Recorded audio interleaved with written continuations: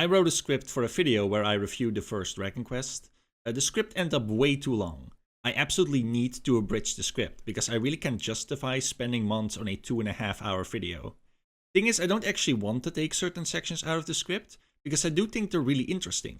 So I have decided to take these sections, rip them straight out of the script, and turn them into their own mini videos.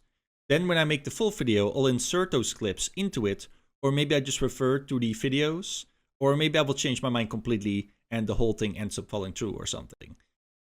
Like, I'd love to be one of those YouTubers that just spends months on one super video, but it really doesn't make any sense for a small channel like mine to do that. But if you want to help me get to that point, I do have a Patreon, which you can subscribe to, where you'll be able to read the original script of videos when I release them, if you're a subscriber. So yeah, I hope you enjoyed anyway. I will warn you though, that the videos will be somewhat negative in tone. It makes sense in context. The context is that Dragon Quest 1 sucked. The sad thing is that the sword isn't all that more powerful. Or at least it doesn't feel that way. All it did was making fighting the strongest enemies more consistent. However, it is a 12-point power difference when compared to the previous sword. So that's pretty good, right? Well, not really, apparently. Because I leveled up to level 18 and gained 12 strength. Yeah, this game's leveling up curve is fucked.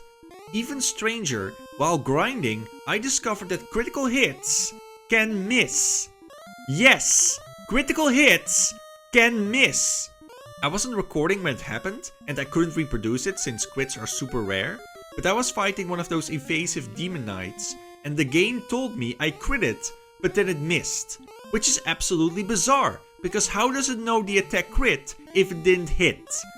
Critical hits got their start in Dungeons and Dragons, and there they were decided by the same dice roll as the 2-hit rule. Roll a 20, get a crit. That's how it works. This makes sense because the idea is that a crit happens when you hit your opponent in their weak spot. So if you aim your sword strike really well, you stab them in the heart or cut their head off, while avoiding their shield and armor.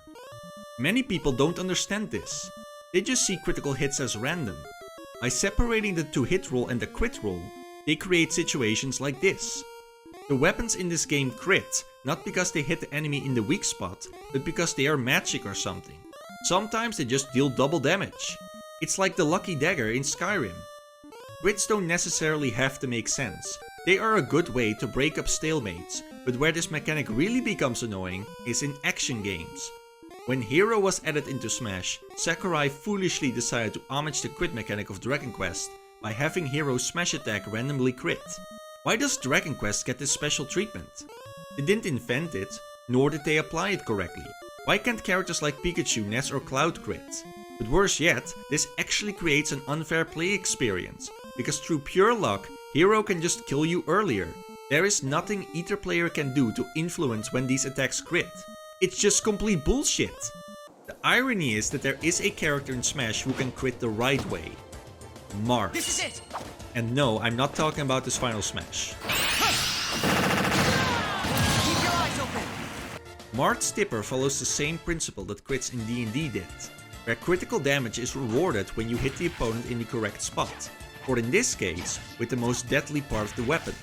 What's great about this is that it puts the control in the hands of the players. When a Mart player perfectly spaces a move to crit, it's satisfying. When a Hero player gets a random crit, it's bullshit. Even Hero players understand that.